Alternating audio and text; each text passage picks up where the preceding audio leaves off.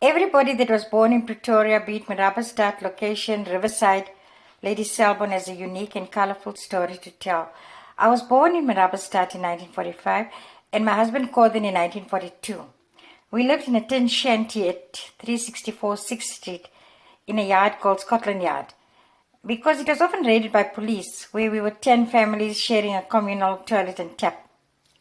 Marabastad had a rich cultural history with no religious boundaries. We celebrated Eid, Diwali, Christmas and Easter as if it was our own. I remember the Kavali nights hosted by the Alamdines. They were neighbors to my husband in 9th Street. We would serve tea and fruit in the big tent hosted outside. My mum passed away when I was 4 and I grew up with my grandfather, Manikam Kolapan, and my aunts and uncles. My grandmother washed napkins for a living and my grandfather was a waiter at the Kulenburg Hotel situated in the center of town. We attended the Good Shepherd Missionary School where I made lifelong friends. We also attended the Tamil school held at the Mariamman Temple.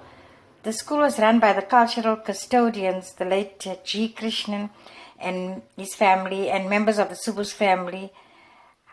As far as I can remember, there were many teachers that taught me. One of them was, the few that I can remember was the late Vaithalingam Singaravelu.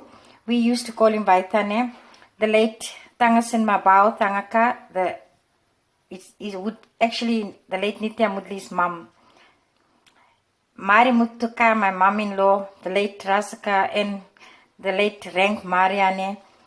And there was an old man stayed who also was at the temple called Koil Tata. He loved me a lot, I know. On weekends, dances at Dougal Hall were hosted. My Aunt Logie and Uncle Billy enjoyed the dances that they attended at Dougal Hall. They were called these Lang Arm dances. It was an ordinary school-like hall. My father-in-law, the late Abu Chetty, is pictured outside the hall with some of his friends. I remember spending time with my cousin Rajesh Sheikh, late from Riverside. We were sent by her mum to collect water from the well. The bucket fell into the well and as mischievous naughty children, we ran towards the huts nearby. As we entered one of the huts, we saw a picture of a beautiful lady and an old lady sitting in the hut. Told us that it was her granddaughter who is now in London.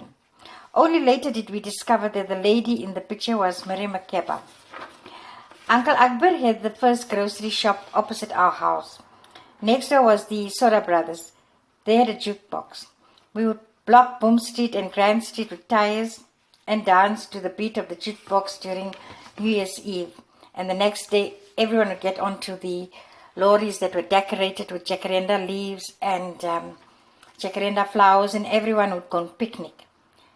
On the corner of Boom and 6th Street was Master's Butchery. Later, a Chinese man called Uncle Poi and his wife Vera owned it. Next to the butcher was Uncle Bura, the shoemaker, B. Jeevans, Starlight Tailors, and many other shops. I remember the police raids and the signs clearly indicating blankers and knee blankers and whites only, non-whites only. My Aunt Logie, Soma and myself would wait for the army truck during the Depression to deliver rice, potatoes and sugar in Cowie Street. She would also wait for a gentleman on a horse and cart selling sour milk at 5 pennies a mug. We would add sugar and it was delicious. My husband Corden met me when I was cleaning the chimney. They stayed at 495 9th Street in a freestanding house and had a hawker business. They were known as the bottom boys and the boys in the yards were known as top boys. Nitya and Dean and Mudli, my cousin Eddie and late Vincent Naidu, who all lived in Scotland Yard. We got married in 1965 at the Mariamman Temple, now a heritage site. And this Scotland Yard girl moved to a big house in 9th Street. We were so used to using newspaper as toilet paper, but now it was apple paper for me. When I joined him in the hawker business, we were known as Mary and Sammy to the white people of Pretoria. The band that played at my wedding was the Bharatiya Orchestra. The late Monty Mudley, my late cousins Kupu and Mutta Kolapan, Uncle Tambi Dharmalingam, Arjuna, and the late Raji Gopal belonged to this orchestra. The three cinemas I remember, or bioscopes as we called it that time, were Orient, Royal and Empire, owned by the Chetty brothers. My husband Gordon was their nephew, and because he had a license at a young age, he would assist in driving their children to boarding school in Swaziland a couple of times a year. Entrance tickets to cinemas was 11 pennies. Our interval snack was a toasted mince sandwich, the best ever toasted mince sandwiches from the Subus Cafe. I worked at Full Mast Studios near the station. My cousin Sada Colopin, Uncle Bradman, Uncle John Ernest, Uncle Chini would ask the bus driver to wait for me at knock of time, as I was the only Indian girl working towards the station. All three of my children were born in Marabastad. Moedersbond would come to the homes to deliver the babies. Gordon would wait on the corner with the torch to direct them.